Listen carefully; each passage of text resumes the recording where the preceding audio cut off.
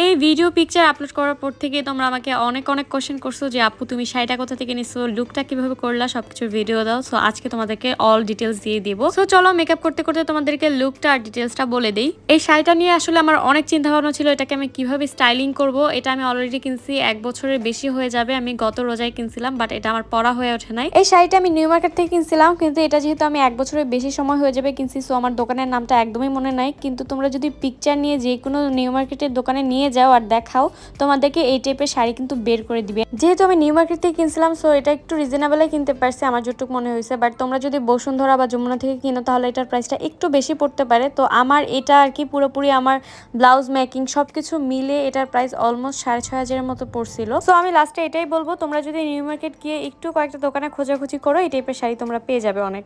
তো যাই হোক, এবার চলে আসি আমার মেকআপ লুকে। সো আমি ফার্স্টে হচ্ছে এখানে শিগ্লেমের প্রাইমারটা দিয়ে ভালো করে আমার বেসটা করে নিয়েছি। এরপরে হচ্ছে শিগ্লেমেরই একটা কনসিলার প্যালেট নিয়েছিলাম। এই কনসিলার প্যালেটটা অনেক ভালো ছিল। কনসিলারটা অ্যাপ্লাই করার পরে আমি শিগ্লেমেরই একটা ফাউন্ডেশন অ্যাপ্লাই করছিলাম, আর এটা শেড ছিল হচ্ছে স্যান্ড। এটার কালারটা, এটার শেডটা একটু ডার্ক হয়ে গেছিল। ডার্ক বলতে একজ্যাক্ট আমার সেম টোনের হয়ে গেছিল। আর ফাউন্ডেশনটা একটু অক্সিডাইজ করে, একদম ফুল কভারেজ না। সো তোমরা একটু ট্রাই করবা একটু লাইটটা কিনতে, 2-1 শেড লাইট কিনতে। দেন শিগ্লেমেরই একটা ভাইরাল ব্লাশ অ্যাপ্লাই করে নিয়েছিলাম। এটা শেড ছিল হচ্ছে অন পয়েন্ট। আমি অ্যাকচুয়ালি 2টা শেড ইউজ করছি, একটা হচ্ছে লাভ কেক, একটা হচ্ছে অন পয়েন্ট। তো 2টা অ্যাপ্লাই করার পর এই টাইপের একটা টোন আসছে। এরপর হচ্ছে শিগ্লেমেরই একটা কনসিলার ইউজ করছিলাম। এটা একদমই ফুল কভারেজ, অনেক অনেক অনেক ভালো। বাট এইটা কেউ খালি ফুল ফেসে দেওয়ার ট্রাই করবা না, কারণ সব উঠে চলে আসবে, কারণ এটা প্রচন্ড ড্রাই। যাদের ড্রাই স্কিন তারা তো ভুলেও দিবা না। সেইনের একটা পাউডার ব্রঞ্জার ইউজ করে নিয়েছিলাম, আর একটা শেড ছিল সানসাইট। এই পাউডারটা অনেক ভালো, এটা একদমই স্মুথলি ব্লেন্ড হয়ে যায়। এরপর আমি একটা পাউডার ব্লাশ অ্যাপ্লাই করে নিয়েছি। আর আমি আর আমার ফ্রেন্ড মিলে একসাথে রেডি হইতেছিলাম, তো ওর সাথে কথা বলতে বলতে একদম বেশি করে ব্লাশ দিয়ে ফেলছি ভুল করে। তো যাই হোক, এটা উড়ে চলে যাবে একটু পরে ব্লাশটা। এরপর আমি আইলুকে চলে গেলাম, আর আমার আইলুকটা কিন্তু অনেক গর্জিয়াস লাগতেছিল, কিন্তু এটা করতে অনেক ইজি ছিল। ফার্স্টে হচ্ছে আমি একটা লাইট ব্রাউন কালার শেড নিয়ে ভালো করে ব্লেন্ড করে আইলিডে। এরপর হচ্ছে একটা ডার্ক ব্রাউন কালার শেড আমি ইনার কর্নার থেকে আউটার কর্নার থেকে ভালো করে ব্লেন্ড করে দিলাম। এরপর হচ্ছে আমি একটা গোল্ডেন কালার শিমার আমার ইনার কর্নার থেকে মিডল পর্যন্ত ভালো করে ব্লেন্ড করে দিছি। অ্যাকচুয়ালি এটা আমার ভিডিও করতে মনে নাই।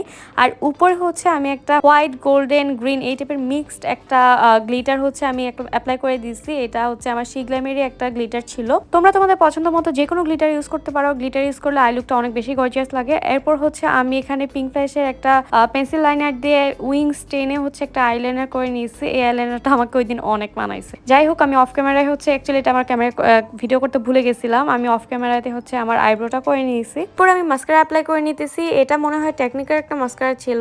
এটা অনেক রিজনেবলের মধ্যে অনেক অনেক ভালো একটা মাস্কারা। এরপর একটা ব্রাউন কালার শেডও আমার লোয়ার লাইনে লাইট করে অ্যাপ্লাই করে নিব। আর তারপরে আমি এখানে অ্যাপ্লাই করতেছি আইল্যাশ।